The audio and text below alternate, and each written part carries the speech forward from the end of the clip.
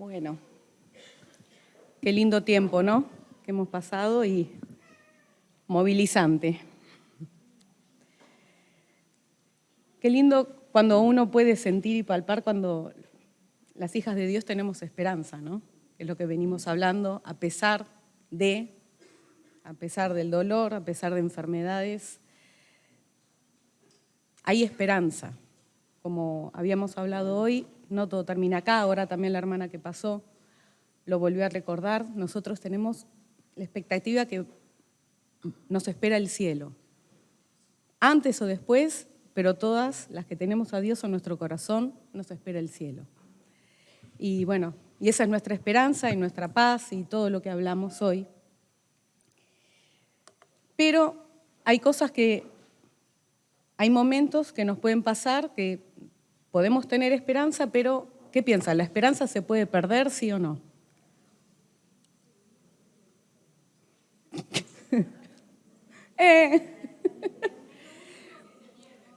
Bueno, pero se puede perder, ¿no? Se puede perder. ¿Cómo? ¿Hay necesidad? Hay necesidad. Bueno.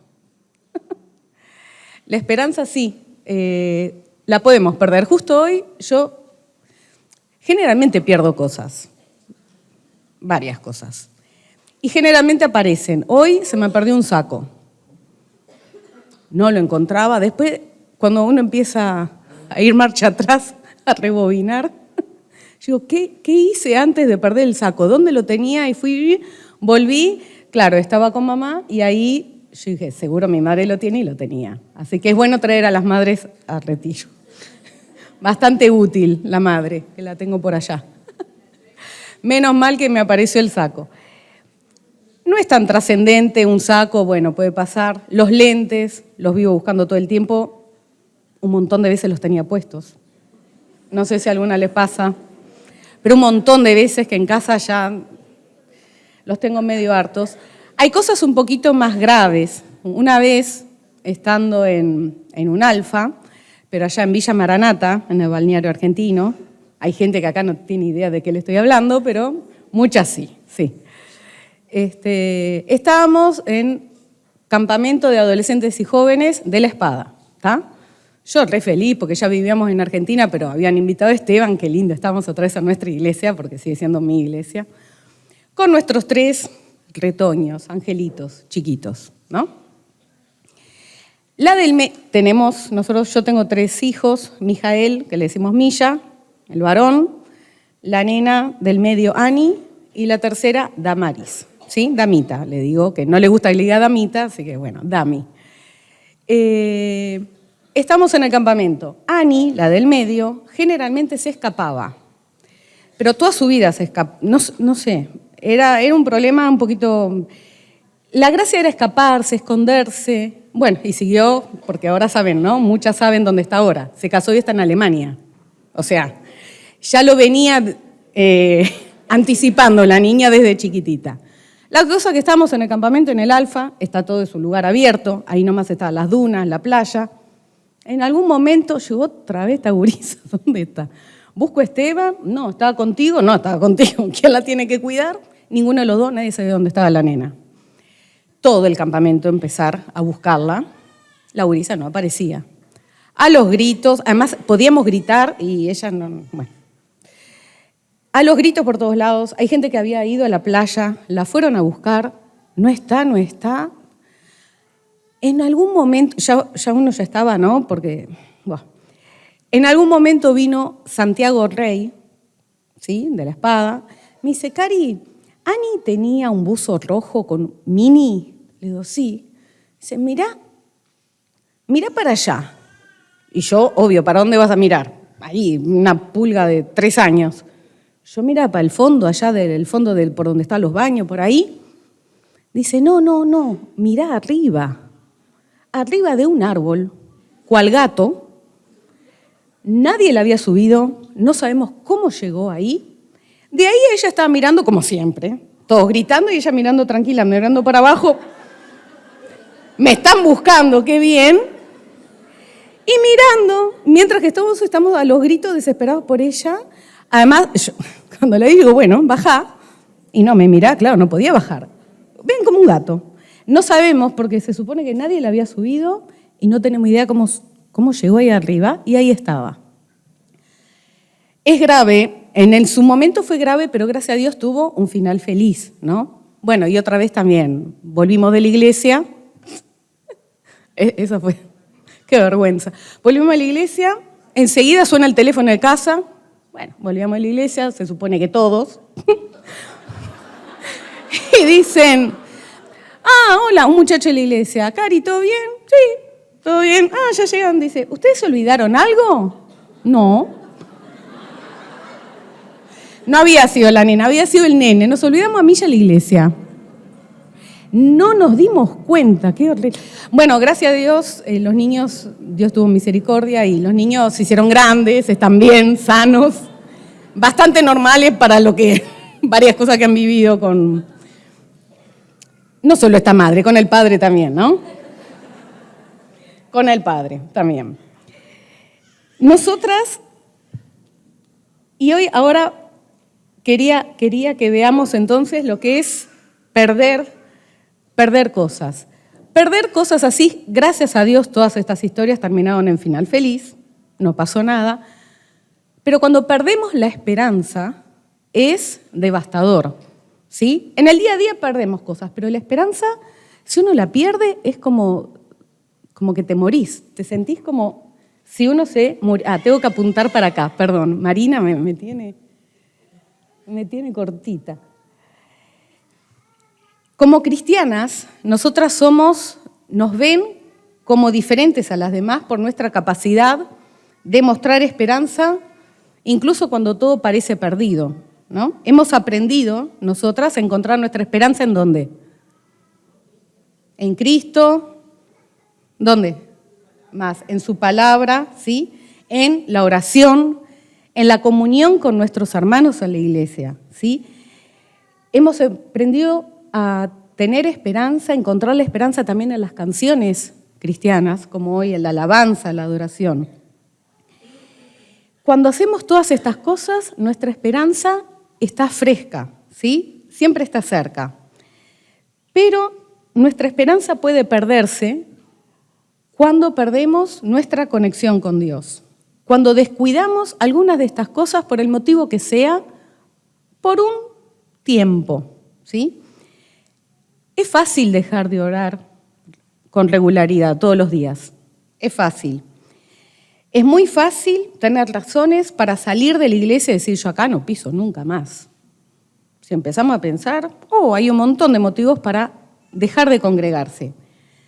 Tanto el diablo, el mundo, o sea, la sociedad donde vivimos, nuestra propia carne, naturaleza, siempre nos dan grandes excusas para descuidar estas actividades que me conectan a Dios.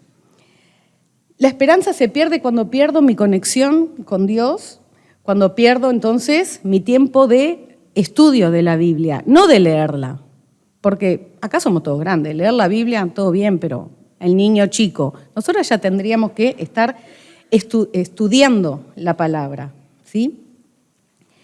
Cuando no sabemos dónde poner entonces nuestra esperanza, o la perdemos, la vamos perdiendo paulatinamente, de a poquito, la perdemos y sentimos que nos hundimos. Perdemos nuestra ancla y vamos a la deriva. Hace unos años, antes de la pandemia, tenía una foto, pero creo que no era bueno, no importa. Hace unos años atrás, volví a descubrir un texto que me encanta, un evento especial que está en la palabra y en el Nuevo Testamento. Y para eso las invito a dar un paseo. ¿Alguien quiere salir a pasear? Las organizadoras me van a matar. No nos vamos a ir de acá. Vamos a viajar con la imaginación, además es medio caro porque sería tomar avión, Israel, lindo, ¿no? Pero no es el momento y tampoco hay plata para eso. Así que vamos a viajar con la imaginación. Y si buscan Mateo, igual va a estar acá, pero tienen tiempo para buscar, Mateo 14, 22 al 34. ¿Sí? Va a aparecer acá, pero como es largo, también es lindo ir leyéndolo, seguir la lectura.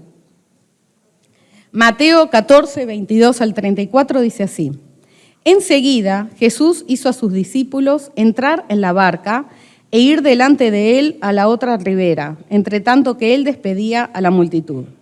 Despedida la multitud, subió al monte a orar aparte, y cuando llegó la noche estaba allí solo. Y ya la barca estaba en medio del mar, azotada por las olas, porque el viento era contrario. Mas a la cuarta vigilia de la noche, Jesús vino a ellos andando sobre el mar.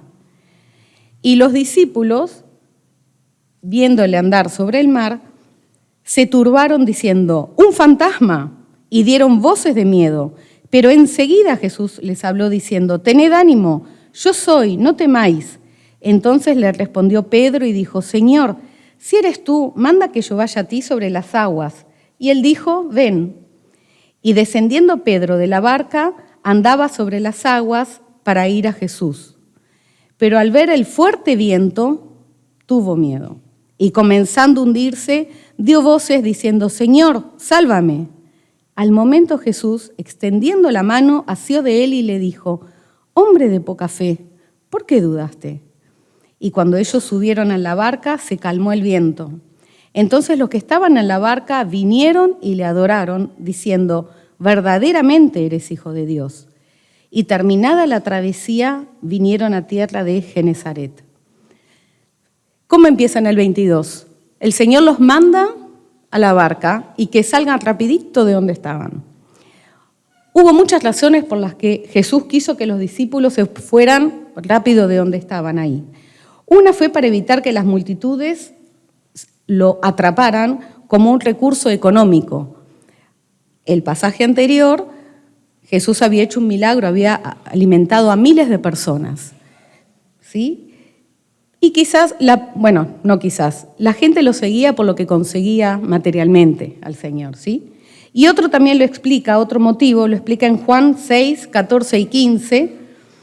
Dice: aquellos hombres, refiriéndose a todo este evento, ¿no? Dice: aquellos hombres entonces, viendo la señal que Jesús había hecho de la multiplicación del alimento, dijeron: este verdaderamente es el profeta que había de venir al mundo. Pero entendiendo Jesús que iban a venir para apoderarse de él y hacerle rey, volvió a retirarse al monte él solo. Si los discípulos tenían esta misma emoción y empezaban a contagiarse de esta emoción, que pensaban que era el tiempo de que ellos hicieran rey a Jesús, iban a estar todavía aún más lejos de entender el motivo por el que Jesús había venido al mundo. Jesús vino a venir a establecer un reino, ¿dónde? En el cielo, celestial, no acá abajo. Los judíos de ese tiempo esperaban a un Mesías como un libertador, un líder político que los liberara del imperio romano, ¿sí? Que los tenía controlados. Esperaban solo de su líder político, un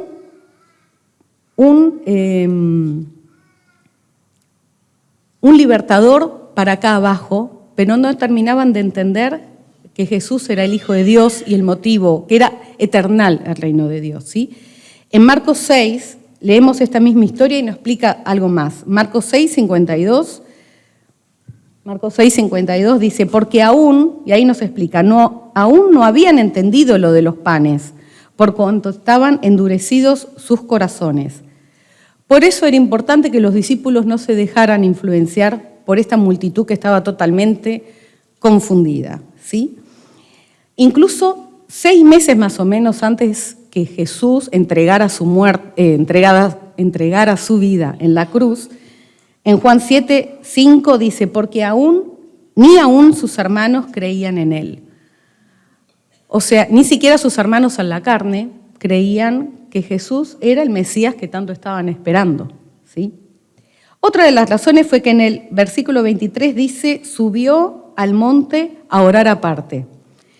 Para Jesús, hemos visto varias veces, a las que leemos un poquito la Biblia, era muy importante el tiempo que pasaba a solas con su Padre. Y en medio de su gran ministerio para los demás, Jesús no descuidaba la oración. Y a Jesús lo vemos orando varias veces, en momentos clave. Antes de elegir a los 12 discípulos, En Lucas 6, 12 y 13, dice, en aquellos días él fue al monte a orar y pasó la noche orando a Dios. Y cuando era de día llamó a sus discípulos y escogió a 12 de ellos. Antes de una decisión importante, tan trascendente, toda la noche pasó orando. Yo me pregunto, cuando yo tengo que decidir algo, ¿es de Dios o no? Primero, me acuerdo de orar, primera cosa. Le pregunto a Dios qué es lo que quiere que yo haga y cuánto tiempo paso orando. A ver, en minutos. Antes de salir a predicar a otras ciudades también lo vemos orando. Marcos 1:35 dice, levantándose muy de mañana, siendo aún muy oscuro, salió y se fue a un lugar desierto y allí oraba. Y en el 38 él les dijo, vamos a los lugares vecinos para que predique también allí. O sea, antes de salir a predicar, antes de hacer un ministerio, encomendaba todo ese tiempo, lo que iba a pasar, en las manos de Dios Padre. A la hora de entregar su vida por el mundo, también se aparta a orar a solas, y varias veces. Mateo 26:39 dice, yendo un poco adelante, se postró sobre su rostro, orando y diciendo, Padre mío, si es posible, pase de mí esta copa, pero no sea como yo quiero, sino como tú. El 42, otra vez fue y oró por segunda vez diciendo, Padre mío, si no puede pasar de mí esta copa sin que yo la beba, hágase tu voluntad. En el 34, y dejándolos, o sea, los discípulos, se fue de nuevo y oró por tercera vez diciendo las mismas palabras. Si nuestro Salvador, Jesús, el Hijo de Dios, apartaba un tiempo especial para orar a Dios Padre, a solas, ¿cuánto más tenemos que hacer nosotras? ¿Cuánto más tendríamos que apartar un tiempo para orar y para hacer lo mismo que el Señor? Todo lo que está en la Biblia está, ¿para qué? Para que nosotros sigamos el ejemplo, ¿sí? Por algo está, si no, no estaría. Es para nuestro bien que están estas historias acá. Entonces, ¿yo qué hago? ¿Hago lo mismo? ¿No hago lo mismo? Un poquito, cuando tengo ganas, cuando hay tiempo, y nunca hay tiempo para esto, ¿no? O poco tiempo le dedico. Romanos 12:12 dice, gozosos, que esto ya lo nombramos, gozosos en la esperanza, sufridos en la tribulación, constantes en la oración. Debemos orar en toda circunstancia de nuestra vida, en toda circunstancia, antes de salir, antes de alguna decisión grande y también las chiquitas, ¿por qué no? Antes de salir a comprar algo, necesito un par de zapatos nuevos. No voy a orar por eso. ¿Y por qué no voy a orar por eso? ¿Por qué no? Yo lo aprendí de mi madre también. Mamá, ay, sí, y bueno, yo hago también eso. Señor, guíame que encuentre, no sé, y que sea barato, ¿no? Lindo, bueno y barato. ¿Por qué no podemos orar por cosas así? Incluso también por cosas más trascendentes que solo un par de zapatos. Si Dios quiere escucharme, ¿no? Si Dios quiere escucharme. ¿Qué me impide eso? Y es muy importante la soledad para orar. Así como nos juntamos con una amiga, hoy estábamos todas, ¿no? Cuando estamos con una amiga, nuestra mejor amiga, estamos con nuestro esposo, con el novio, con nuestra madre, ¿qué queremos? Hay momentos que, no, tenemos que charlar entre nosotros solos y que nadie escuche. Capaz no es nada del otro mundo, pero uno necesita ese tiempo de intimidad, de estar a solas, porque sí, porque tenemos ganas y porque nos gusta y lo necesitamos. Así tendríamos que considerar el tiempo de oración. ¿Quién más grande que Dios conocemos? ¿Quién es más grande que Dios? Nadie, ¿no? La oración es la oportunidad de hablar con Él. Y si es a solas, en la intimidad, me aseguro que nada ni nadie me va a molestar. Las que somos mamás sabemos lo difícil que es tener 2 minutos a solas. Los gurises te siguen hasta el baño, literal. Voy a contar una intimidad, pero que Milla no se entere. Él tiene una pequeña cicatriz acá, ¿no? Pareciera, a veces, si uno lo mira, ahora después, cuando aparezca mi hijo en un alfa, lo van a mirar así. Pero tiene en la ceja una pequeña cicatriz. Él era chico, estaba en el baño, yo le digo, no entres. ¿Y qué va a hacer? Entró, obvio que entró. Entró y yo hago el amague para sacarlo volando, le hago así. Ay, pobrecito, salió disparado, había un balde, se cayó, se da vuelta a los gritos, sangre, todo sangre. Un susto, bueno, por no obedecer.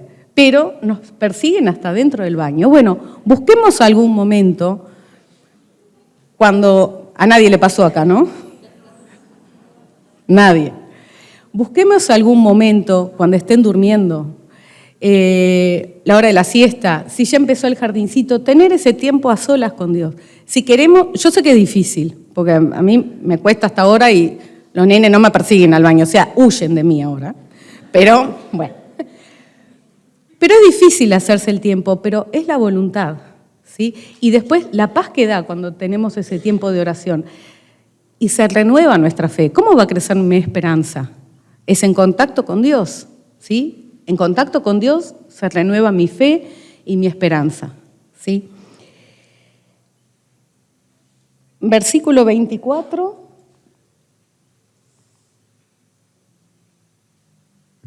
Estoy mal acá, ¿no? 24, ¿dónde estoy? Bueno, no sé dónde estoy.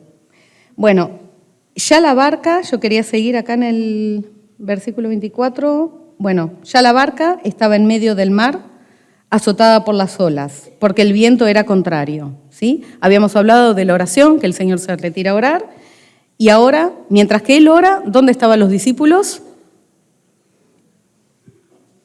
¿Dónde estaban? En el medio del mar, azotada la barca por las olas, porque el viento venía al contrario. El mar de Galilea es conocido por sus tormentas de repente.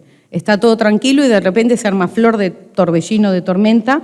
Y Jesús en ese momento no estaba en la barca con los discípulos. Hubo otro evento también igual, pero Jesús, ¿se acuerdan? Que estaba en la barca y durmiendo. ¿Cómo pudo dormir? ¿Qué agotamiento físico? Porque Jesús era ser humano y también era Dios.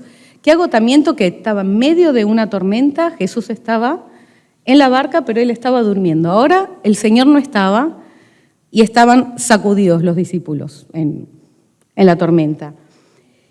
Y el 25 que dice, más a la cuarta vigilia de la noche, eso es más o menos entre 3 y 6 de la mañana, Jesús vino a ellos andando sobre el mar. Jesús fue cuando había pasado toda la noche. Los discípulos se habían agotado de remar contra olas y contra tormentas. Esto no es un gran simbolismo de nuestra vida, ¿no? Nuestra vida a veces parece, ¿cómo está? No, gracias a Dios, todo tranquilo, no pasa nada. Y de repente, bueno, como le pasó a nuestra hermana, se entera que a los hijos lo que les pasó, que gracias a Dios están bien, Dios no permitió más, ¿está? Pero venís bien, lo más bien allá arriba y el sacudón, ¿Estamos pasando por alguna tormenta en nuestra vida ahora? ¿Estás esforzándote por mantenerte a flote entre todo lo que pasa alrededor? ¿Seguís remando, pero todas las circunstancias, personas, te vienen a contramano y estás en el mismo lugar estancada? ¿Parece que estuvieras remando en dulce de leche? A veces sí, ¿no? Esta caminata sobre el mar debió haber sido un asombro tremendo para los discípulos. Y es uno de los milagros más espectaculares que están relatados en la palabra, porque incluso va contra de las leyes de la física, de la naturaleza.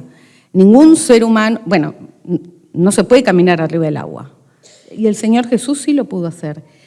Y es una experiencia que vivieron, por lo que leímos, solamente 2 personas en toda la historia de la humanidad, ¿no? ¿Quiénes fueron? Jesús y Pedro. Ahora vamos a imaginarnos que nosotras somos uno de los discípulos que están en la barca, arrastrada por las olas de un lado al otro. ¿Alguna vez alguna estuvo en un barquito así que vas de un lado al otro? Sí, sí, hermoso, ¿no? Los recuerdo, pobre, la cara, el nombre del barquito y todo. Yo varias veces, con ir y venir de acá de Montevideo a Argentina, viceversa, me ha pasado una vuelta, sí tuve miedo, porque viajaba sola con los 3, otra vez los 3. Nos subimos al barco, yo digo, ¿esto va a salir igual? Sí, sale, ¿qué les importa? Sale, sale. No sé, pasaron pocos minutos, empezó a romper todo lo que se podía romper ahí adentro. Todo, pero bueno, enseguida el free shop se cerró. Los que se supone que tenían que ayudarnos, desaparecieron. También vomitando los empleados del barco. Fue un caos. Gracias a Dios los míos no vomitaron, yo tampoco, porque si no Dami estaba en cochecito de bebé, yo tenía los 3, no. Fue de terror, nadie ayudaba a nadie, estaban todos los gritos, en pánico. Después de 1 hora de estar en el barquito, dice el capitán, por fin, dice, bueno, volvemos a Montevideo porque no se podía, porque la tormenta. Le digo, por fin, hermano, se dio cuenta. Y volvimos a Montevideo y los únicos que estaban felices cuando nos volvieron a ver, ¿quiénes habrán sido? Los abuelos, claro. Mis padres, chocho de la vida, vamos a festejar a McDonald's. Y mis hijos contentos, los abuelos contentos y yo. Gracias a Dios nos salvamos, pero es muy, muy feo. Da mucha inseguridad estar ahí arriba y no tenés de dónde agarrarte. ¿Tá? Así que estamos en una tormenta, somos uno de esos discípulos. Remamos todo lo que pudiste. Bueno, remaste todo lo que pudiste.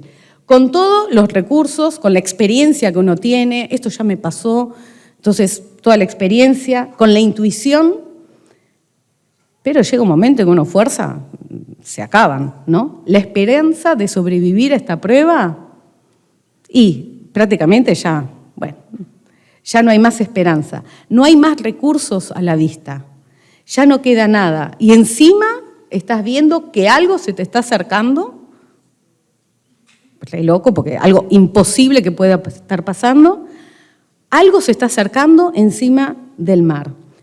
Obviamente los discípulos entraron en pánico y gritaron de miedo. Si tenían alguna esperanza ahí mínima en el fondo del corazón de, bueno, capaz nos salvamos como otras tantas veces que nos salvamos, no, en esta la quedamos porque encima del pánico se dan cuenta que los fantasmas existen, porque ellos pensaban que era un fantasma.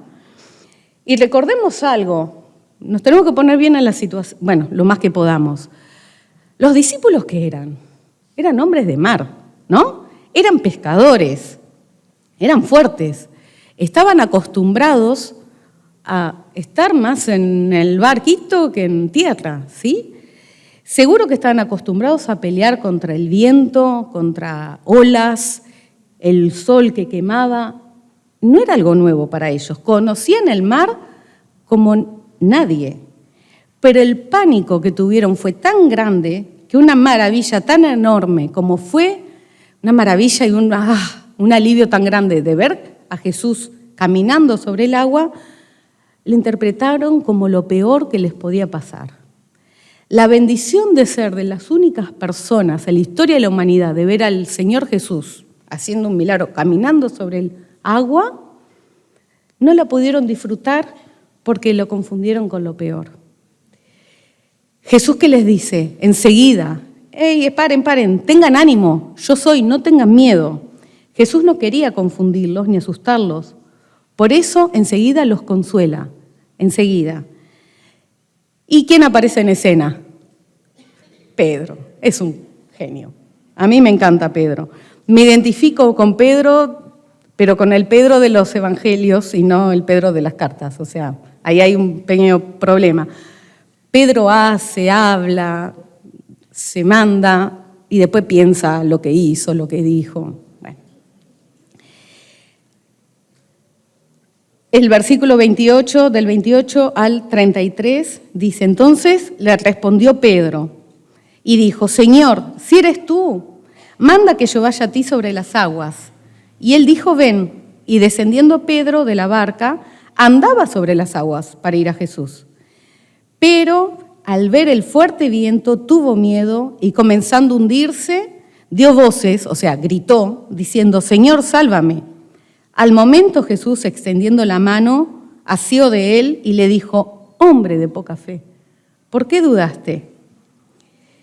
No tenemos ni la menor idea por qué Pedro le hizo esta petición a Jesús, pero obviamente la fe de Pedro fue verdad o fue de mentira.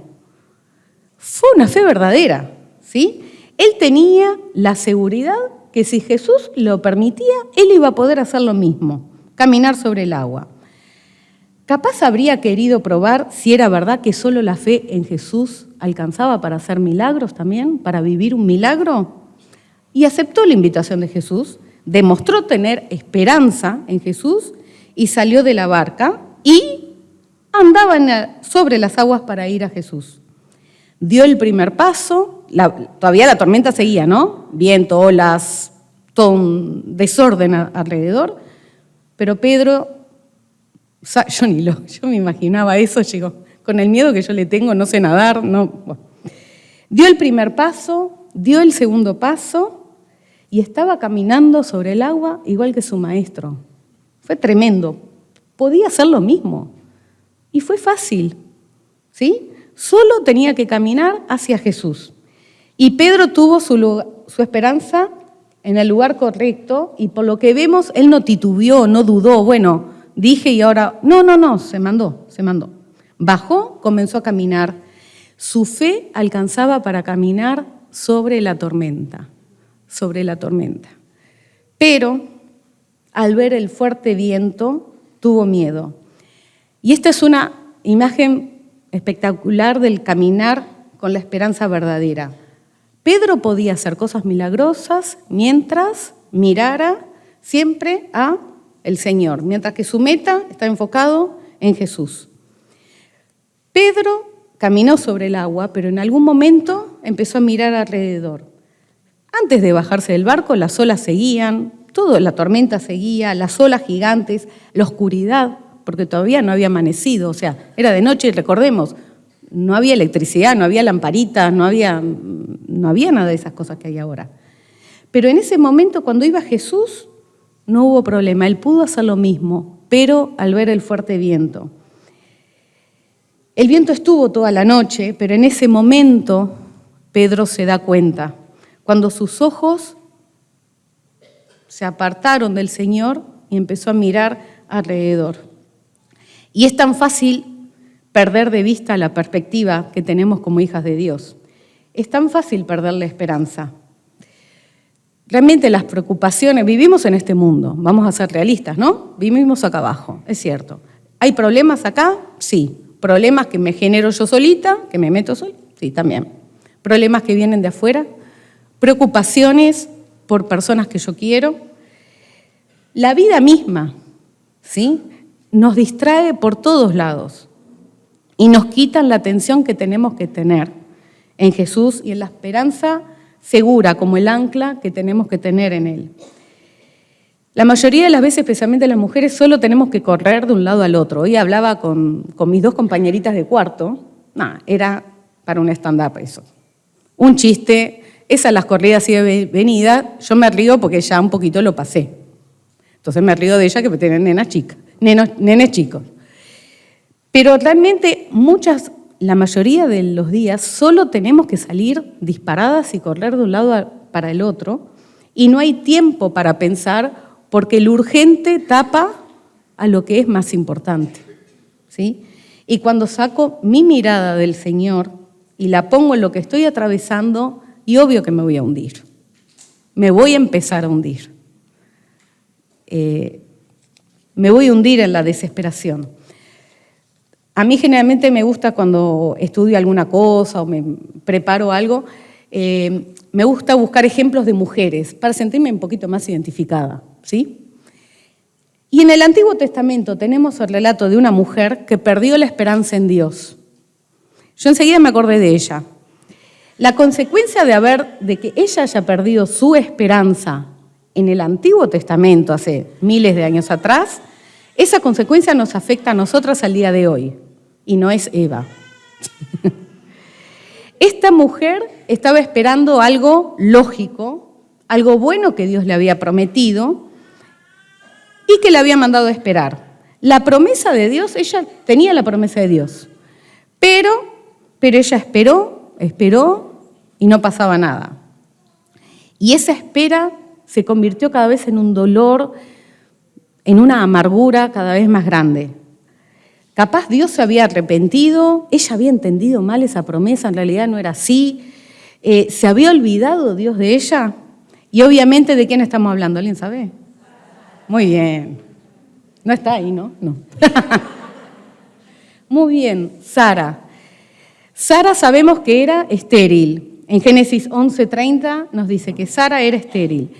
Y en la antigüedad sabemos que la esterilidad era una desgracia tremenda. Incluso se veía como que, algún pecadito por ahí tiene, que Dios no le da hijos.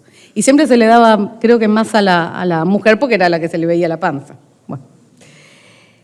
Generalmente encima era un estigma, además de ser como una maldición, debe tener un pecado oculto por ahí. Ella y su esposo Abraham estaban en la ciudad de Harán cuando Dios le prometió que les iba a dar descendencia. Uy, qué alegría, qué lindo. Bueno, vamos a esperar. 15 años casados, el hijo no. Después estuvieron en Canaán, en otra ciudad, más o menos 10 años, imaginémonos años, 10 años más. Y Dios les volvió a recordar que les iba a dar un hijo. Sara estuvo casada más de 25 años y esos hijos, o al menos uno, no vino. Así que Sara, ya sin esperanza, porque físicamente ya no podía quedar embarazada, ¿sí?, ayudó a Dios. ¿Qué se le ocurrió? Una brillante idea. O sea, no hay nada nuevo. Incluso lo del vientre de alquiler en la Biblia ya estaba. No es que Dios lo permite, pero ya estaba. Porque lo que hizo Sara, genial. Tengo a mi sierva, o sea, la sirvienta de ella, se llamaba Agar, se la voy a dar a mi marido. Era una costumbre de la época también, pero un disparate. Ella metió a una mujer en el matrimonio, ¿sí? Se la dio al marido y entonces el hijo que naciera de la sirvienta con el señor, bueno, iba a ser hijo del matrimonio. Iba a ser considerado, era así. Obviamente Agar no tenía ni voz ni voto en esto, era una víctima más, ¿sí? Sabemos que la sierva Agar tuvo un hijo de Abraham y ahí hubo, imaginémonos, un conflicto tremendo. Y hasta el día de hoy, porque de Agar y Abraham nació Ismael, que es el padre de los árabes. Y de Sara y Abraham nació Isaac, de donde continuó la línea de los judíos hasta el día de hoy. Creo que todas sabemos del conflicto árabe-israelí, ¿no? Sigue hasta el día de hoy. La impaciencia fue el mayor enemigo que Sara tuvo. Fue realmente triste porque Sara es considerada como una conocida por su fe. En Hebreos está en la lista de las mujeres de fe. Pero falló. Dios evidentemente la restauró. Ella restauró su relación con Dios. Pero falló en ese tiempo de esperar en Dios y cayó demasiado bajo para llegar a tener su deseo. Yo quiero esto, como sea, y lo voy a tener. Sara esperó, ¿cuántos años habíamos dicho? Más o menos 25 años, pero no pudo esperar 25 años más un día. Falló en esperar por fe y tomó ella el papel de Dios, y es lo que yo también hago si yo apuro algunas cosas, cuando yo las quiero. Y cuando no es el tiempo de Dios, quedémonos quietas. ¿No estamos seguras? No nos movamos. Porque cuando sea el tiempo de Dios, después lo vamos a ver, todo surge de una, ¿sí? A su manera y en su fuerza, Sara trató de ayudar a Dios y, obviamente, esta falta de esperar en Dios, o sea, de tener esa esperanza segura, de seguir esperando en Dios, bueno, le trajo problemas que antes ella no tenía, ¿sí? Sufrimiento, ¿cuántos sufrieron? Sufrió ella, sufrió marido, porque después pobre, más pobre también. Pero bueno, o sea, también aceptó, ¿sí? Pero fue problema en el matrimonio, sufrimiento para terceros porque Agar fue una pobre víctima. El hijo que nació, ¿qué culpa tenía el nene? Ismael no tenía ninguna culpa. Y sufrimiento a toda la familia y, como sabemos, hasta el día de hoy. Muchos años después, también en el Nuevo Testamento, hay alguien más en una tumba llorando sin consuelo, porque su esperanza había muerto. Ahora me tienen que invocarle el nombre. Muy bien, muy bien. Un chocolate para vos después. Muy bien, María. Juan 20, 1 hasta el 18 dice así. Juan 20, 1 al 18. El primer día de la semana, María Magdalena fue de mañana, siendo aún oscuro, al sepulcro, y vio quitada la piedra del sepulcro. Entonces corrió y fue a Simón Pedro y al otro discípulo, aquel al que amaba Jesús, y les dijo: se han llevado del sepulcro, o sea, de la tumba, al Señor, y no sabemos dónde le han puesto. Y salieron Pedro y el otro discípulo y fueron al sepulcro. Corrían los dos juntos, pero el otro discípulo corrió más aprisa que Pedro y llegó primero al sepulcro. Y bajándose a mirar, vio los lienzos puestos allí, pero no entró. Luego llegó Simón Pedro tras él y entró en el sepulcro y vio los lienzos puestos allí y el sudario que había estado sobre la cabeza de Jesús, no puesto con los lienzos, sino enrollado en un lugar aparte. Entonces entró también el otro discípulo que había venido primero al sepulcro y vio y creyó, porque aún no habían entendido la Escritura, que era necesario que él resucitase de los muertos. Y volvieron los discípulos a los suyos. Pero María estaba fuera llorando junto al sepulcro, y mientras lloraba se inclinó para mirar dentro del sepulcro. Y vio a dos ángeles con vestiduras blancas que estaban sentados, el uno a la cabecera y el otro a los pies, donde el cuerpo de Jesús había sido puesto. Y le dijeron: mujer, ¿por qué lloras? Les dijo: porque se han llevado a mi Señor y no sé dónde le han puesto. Cuando había dicho esto, se volvió y vio a Jesús que estaba allí, mas no sabía que era Jesús. ¿A quién buscas? Ella, pensando que era el hortelano, o sea, el jardinero, le dijo: Señor, si tú lo has llevado, dime dónde lo has puesto y yo lo llevaré. Jesús le dijo: María. Volviéndose ella, le dijo: Raboni, que quiere decir maestro. Jesús le dijo: no me toques, porque aún no he subido a mi Padre, mas ve a mis hermanos y diles: subo a mi Padre y a vuestro Padre, a mi Dios y a vuestro Dios. Fue entonces María Magdalena para dar a los discípulos las nuevas de que había visto el Señor y que Él le había dicho estas cosas. María había puesto su fe en Jesús y su esperanza, ¿sí? Pero ni ella ni los discípulos todavía habían entendido lo que Él les había dicho varias veces, que iba a morir, que iba a resucitar. En el Antiguo Testamento ellos sabían que decía varias veces que el Mesías tenía que morir físicamente y volver a vivir. Pero ellos no lo pudieron comprender. ¿Y qué produce la falta de esperanza? Una angustia enorme, desaliento. Lo mismo que les había pasado a los discípulos en la barca, lo mismo le pasó a María. María fue la primera persona que vio con sus propios ojos a Jesús resucitado de los muertos, pero las lágrimas y su comprensión totalmente distorsionada por el dolor, por la falta de esperanza, le impidieron disfrutarlo.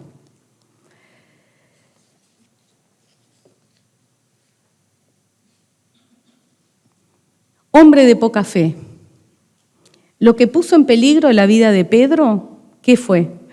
No fue el viento, no fue el mar, no fueron las circunstancias, fue su poca fe. Lo mismo acá con María. ¿Qué fue lo que le produjo todo esto? Fue su poca fe, fue su no poder terminar de comprender el plan de Dios, ¿sí? Hagamos una autoevaluación, obvio nadie responda, por favor. para a nivel personal, ¿sí? En el corazón. Respondamos estas cosas. A ver qué... Yo puedo sola con esto. Pensemos en nuestras tormentas o preocupaciones. Hay gente que no está ninguna tormenta, pero preocupaciones. ¿Qué voy a estudiar? No sé, ¿con quién me voy a casar? ¿Sí? Yo puedo sola con esto. Mi fe es influenciable, depende de mis circunstancias. Mi fe malinterpreta la situación. Mi fe busca señales todo el tiempo. Estoy buscando todo el tiempo a ver alguna señal. Mi fe logra grandes cosas, pero por así, poquito tiempo. Si me identifico con alguna de estas oraciones, tengo fe, pero como la de Pedro en la barca. Jesús le dice, ¿por qué dudaste? Le preguntó cuando ya estaba salvo, ¿sí? El Señor, cuando ya estaba salvo, ahí le pregunta, no es reproche, le pregunta, ¿por qué dudaste? Lo hace pensar. ¿Y por qué dudo yo de Dios? ¿Por qué dudo yo? La duda es literalmente vacilar entre dos cosas, ¿sí? Va para un lado, va para el otro, acá no, y estar indecisa, ir de un lado al otro. Quizás tenés razones para dudar de Jesús y de sus promesas. Dios ha sido infiel con sus promesas. Capaz alguien te dijo, no, en Dios no se puede confiar. Mira a mí las cosas que me pasaron. Es mentira. Quizás te estás enfrentando a alguna situación nueva, un problema nuevo que como lo desconoces, bueno, Dios en esta no me puede ayudar. ¿Dios es mentiroso? ¿Dios cambió? ¿Hay alguna razón, buena razón para dudar de Dios? Hay una canción que me gustaría si pueden poner.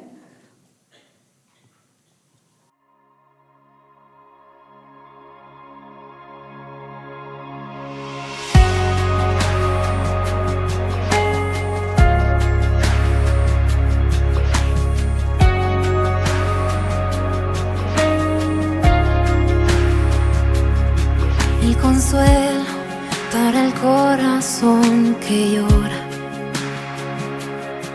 el aliento cuando ya no queda más,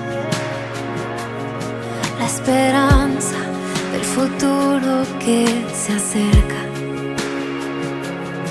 la confianza de que todo pasará, el consuelo para el corazón que llora,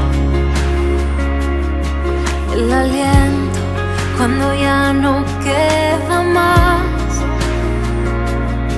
la esperanza del futuro que se acerca, la confianza de que todo pasará. Mi ancla firme está, no temeré, sé que tú conmigo estás. Me aferro a tu bondad y en el dolor me recuerdas la verdad. Tu amor a mí me sostendrá.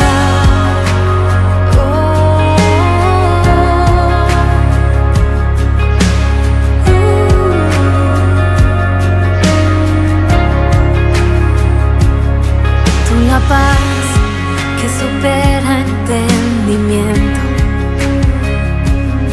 tú la fuerza que me vuelve a levantar, la promesa de que todo lo has vencido, la confianza de que todo pasará, la certeza de que pronto volverás. Mi ancla firme está y no temeré, sé que tú conmigo estás. Me aferro a tu bondad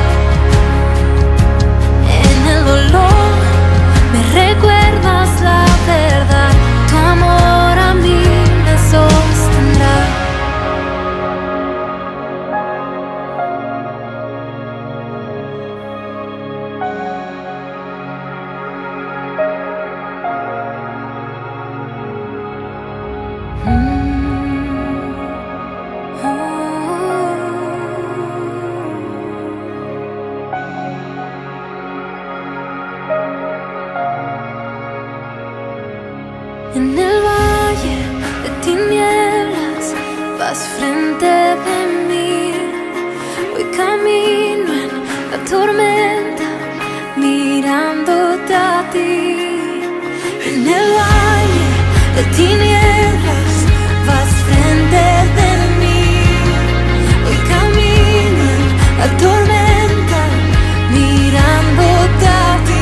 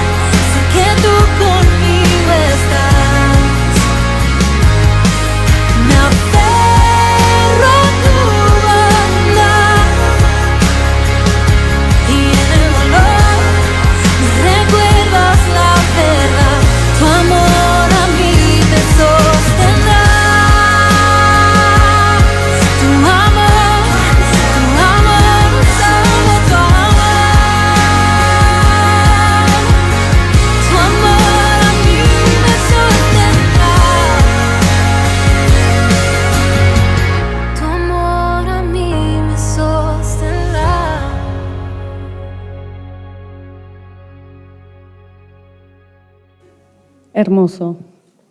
El amor de Dios, aunque nosotras estemos pasando por tormenta, preocupaciones, aunque humanamente sea cierto que no hay recursos humanos, pero siempre está Dios. Y ¿le creo o no le creo? No hay mucha más vuelta que esa, me parece, ¿no? ¿Tengo esperanza, tengo mi fe en Dios o no la tengo? Si la tengo, se tiene que notar. Y si no, otra vez, vayamos de rodillas y charlemos un rato con Dios. ¿Vamos a orar? Te doy gracias, Señor, por este tiempo. Gracias por este pasaje tan precioso. Gracias porque hay tanto por aprender. Gracias porque a pesar de nuestra percepción, a pesar de lo que realmente es imposible ver, gracias porque tú siempre estás igual. Gracias porque nos querés hacer bien. Gracias porque todo lo vas a usar para bien, aunque en el momento realmente sea algo doloroso. Pero sabemos que lo que nos pasa es para hacernos bien, para nuestro bien, para moldearnos más a ti, para que seamos las hijas que tú quieres que seamos, Señor. Y eso es a través de cruzar estas tormentas. Señor, que tú bendigas a cada una de las hermanas, de las amigas que está acá. Tú conoces cada una de nosotras, tú conoces nuestros corazones, tú sabes por lo que cada una de nosotras estamos pasando. Ayúdanos a tenerte ahí presente, Señor. Bendice todo este tiempo y gracias por tu amor y gracias porque tú siempre estás y tu amor es el que nos sostiene. En el nombre del Señor Jesús. Amén.